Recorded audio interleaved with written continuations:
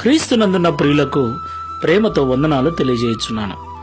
మే నెల 5వ తేదీ 2024. ఈరోజు దేవుడు మనకు చేస్తున్న వాగ్దానం ఏమిటనగా సమూయేలు మొదటి గ్రంథము 2వ అధ్యాయము 30వ వచనం. నన్ను ఘనపరచు వారిని నేను ఘనపరచుదును. ఆమేన్. నా ప్రియమైన సహోదరి సహోదరులారా, ఈ లోకంలో జీవిస్తున్న వారందరూ కూడా గొప్పగా ఘనముగా బ్రతకాలని కోరుకుంటూ ఉంటారు. సమాజములోను సంఘములోను పనిచేస్తున్న చోట గొప్పగా అందరూ వారినే పొగడాలని కూడా కోరుకుంటూ ఉంటారు. ఇందులో క్రైస్తవులు కూడా లేకపోలేదు. అది తప్పేమీ కాదు. అందుకొరకు మనిషి ఎన్నో ప్రయత్నాలు చేస్తూ ఉంటాడు. కొంతమంది డబ్బుంటే ఘనత ఉంటుంది అనుకుంటూ ఉంటారు.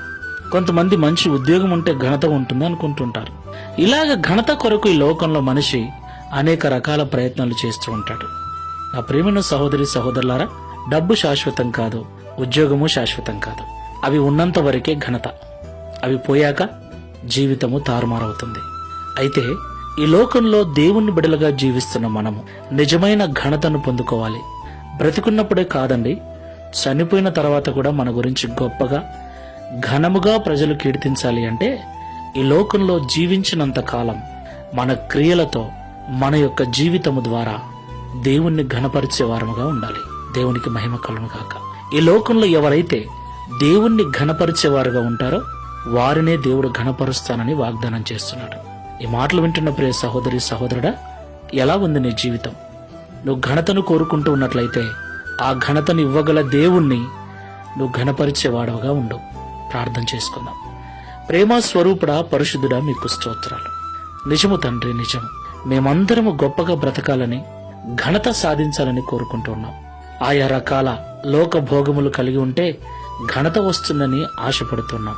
అది పొరపాటని, అది కొంతవరకే ఘనతనిస్తుందని మాతో మాట్లాడారు.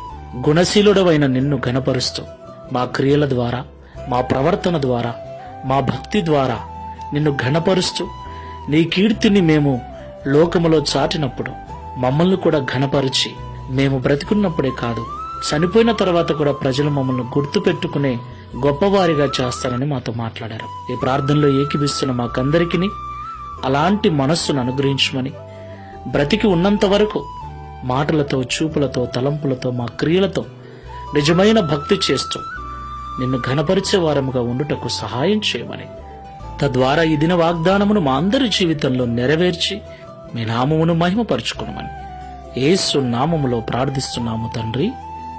ఆమేన్. Praise the Lord. God bless you.